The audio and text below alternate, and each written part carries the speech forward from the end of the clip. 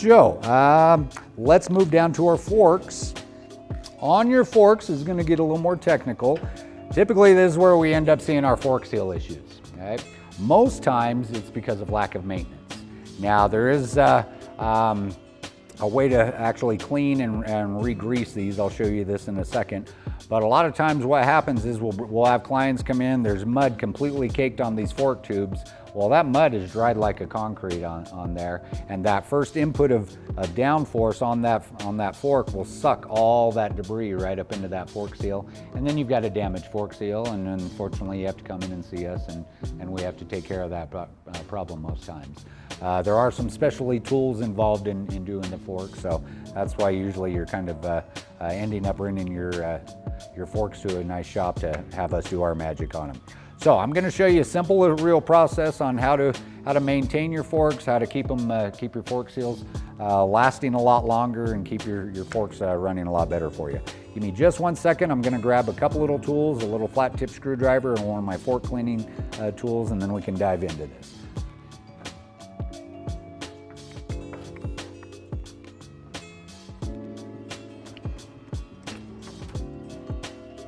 All right, gang. So, got some really simple stuff here. Basic good waterproof grease, a little flat tip screwdriver. I like this one, it's kind of a pry bar-y style. And this is actually your fork seal cleaning tool. And I'll give you an example on how to operate all of this.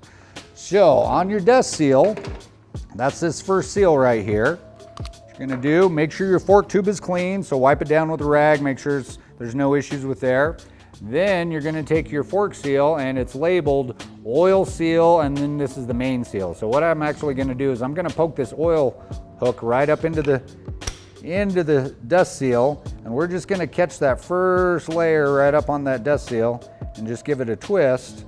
And as we twist that, the shape of your fork cleaning card here will actually pull that debris down and get it out of the way. A lot of times it gets collected right here. These are actually in really good shape. This is the first time I've looked at this bike, so we're gonna maybe come across some surprises on it. So typically you'll get a little oil and dirt crudded up right here. After you clean that, give it another wipe down, and then you're gonna take your dust seal, and if you've got a good thin, wide, flat tip screwdriver, we'll get this dust seal worked down very carefully.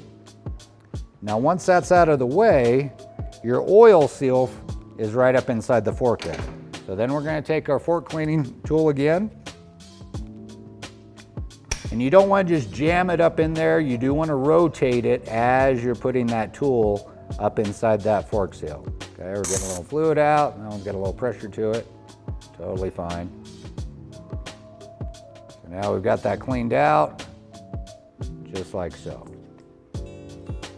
The reason you saw a little squirt on this one is this is actually the air fork on this side of the bike. So I had a little pressure developed into it. So now I'm just gonna grab a rag, we're gonna clean this off, and then I'm gonna put a layer of grease right around here, and we'll see how that action goes.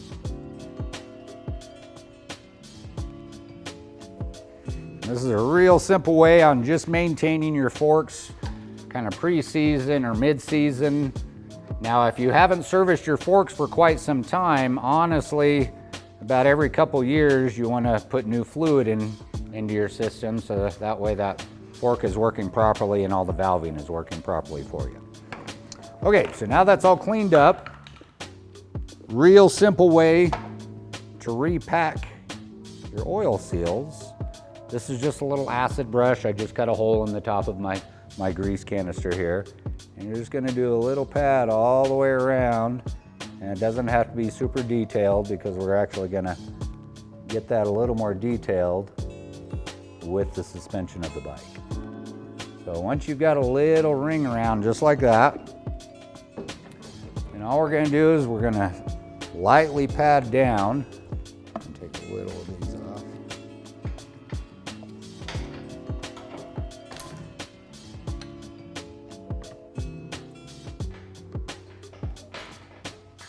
We're just gonna give enough motion on that fork just to create a nice little ring of grease.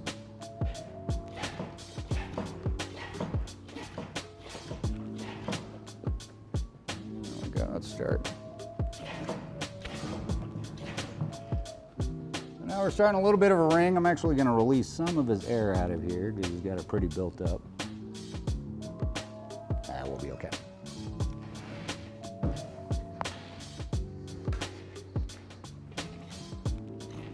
So now we can see a little ring developing there. Now we're going to give it one good hoof to get all that grease in that seal. Just like so. Yep, perfect. So now that's loaded that seal with some new grease. Now we can just clean off our excess.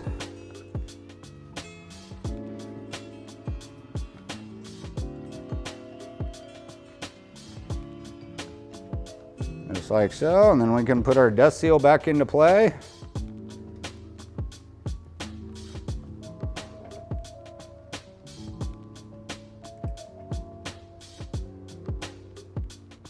Just like that.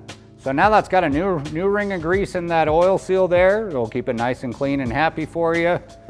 And these are one of the best tools I've ever come across right here. So this will definitely save you some grief and maybe save you some money in the long run there too.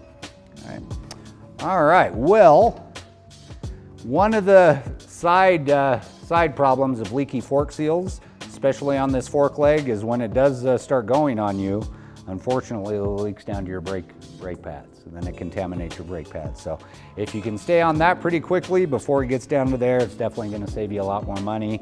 Unfortunately, when your brake pads get contaminated, it's time to replace the brake pads too. So you can stay on top of that, you'll definitely be ahead of that situation. Good deal. All right, some things you want to check out on your wheels. Make sure your spokes are tight. So it's a good idea to just go around, give them a good pull, make sure nothing's coming loose. If you do feel something coming loose, there are some fork wrenches or spoke wrenches you can use just to give them a light firm snug.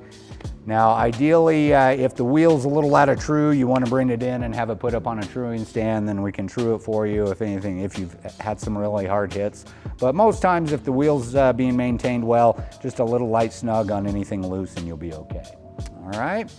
Okay, tire pressures, pretty crucial on where you're riding at, depending on the environment. If you're riding in more hard pack, kind of a general tire pressure setting is 16 PSI in the front, 15 in the rear. I know that's a little different than street. Typically street, you've got a little, about a 1 pound lighter pressure up on the front. But on dirt, that's typically where they handle well. If you're going in some really soft sand, sometimes you can lower your pressures down a little bit, or even on some really gnarly rocky stuff too, you can drop the pressures down a little bit just to where those tires are going to adhere a little cleaner to that surface there. So make sure you got good tires, make sure your spokes are in good shape. If there's any dings or dents, you definitely want to address those. Sometimes you've taken a good enough hit to where you do have to replace the wheel, and that's just kind of one of those things that comes along occasionally. Hopefully those things don't happen, but good suspension will definitely keep from really gnarly stuff happening up on the bike as well. So now let's kind of talk about fuel. How fresh is your fuel? Have you changed it over the season? Those type of things. A lot of us that ride pretty regularly, we actually run higher octane ethanol free fuel. So like a 91 ethanol free. The reason we actually run the ethanol free is it performs better and it stores better.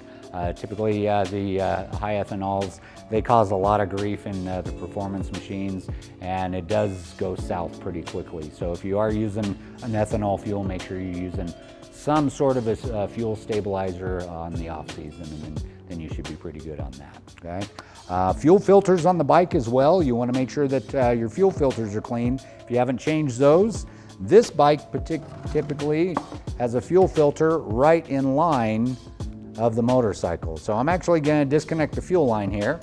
This one is super simple. I love the Husqvarnas and the KTMs and the gases. The engineers are really doing their homework when they're making these things. So basically there's just a quick release connect. That little guy right there is actually the fuel filter for this system. Okay, now if you've actually got a bike similar to this, depending on if it's a Husqvarna or gas or a KTM, when you do go to reconnect this line, it's a good idea to clean this off really well. You can see some dirt residue in there. So clean it off really well. And then there's an O-ring here on the end of the shaft. So it is a good idea to just take a little bit of light oil right there or a light film of grease. Don't pack it in there, just enough to get that O-ring glazed. And that way you're not gonna have the chance of a dry tear on that O-ring when you go to reconnect it. So this one, you'll hear a definite click when you put it back together, and then that part's handled right there, okay?